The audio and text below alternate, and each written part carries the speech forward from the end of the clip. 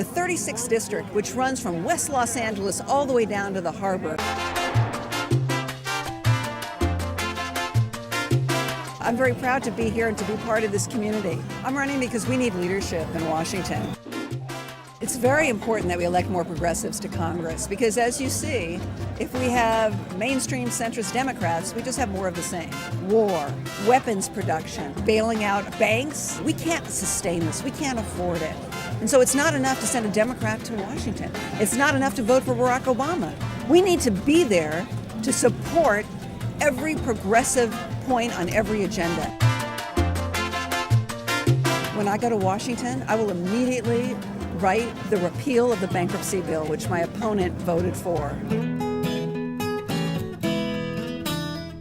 I will immediately say to those who are losing their homes, to those who can't afford their mortgages, that we are going to work to save you and your community, because when somebody is foreclosed upon, when a house becomes vacant, the entire neighborhood suffers.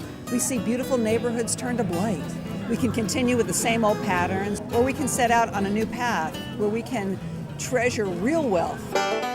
Real wealth is about how many of our students are graduating from high school and going to college.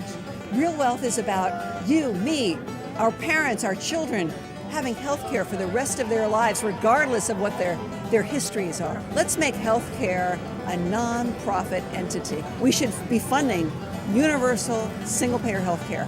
What is this? A single-payer healthcare system is a system where everybody pays into the same fund, and we maximize our bargaining power, our bulk purchasing power. We get the best prices on medicine. We get the best prices on medical delivery. So I say, let's get the insurance business out of healthcare and make healthcare a right, not a privilege.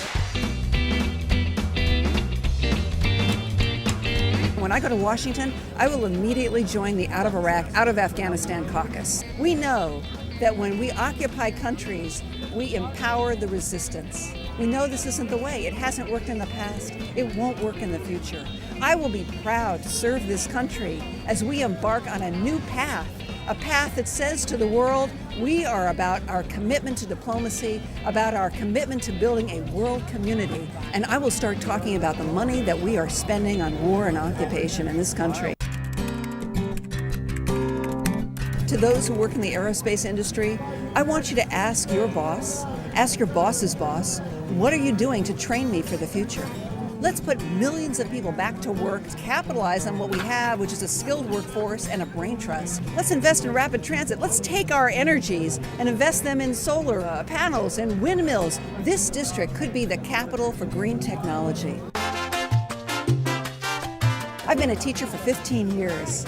And I say what we need in America is we need critical thinking. If we had critical thinking, if we were teaching critical thinking in our schools, we wouldn't be going to war in Iraq.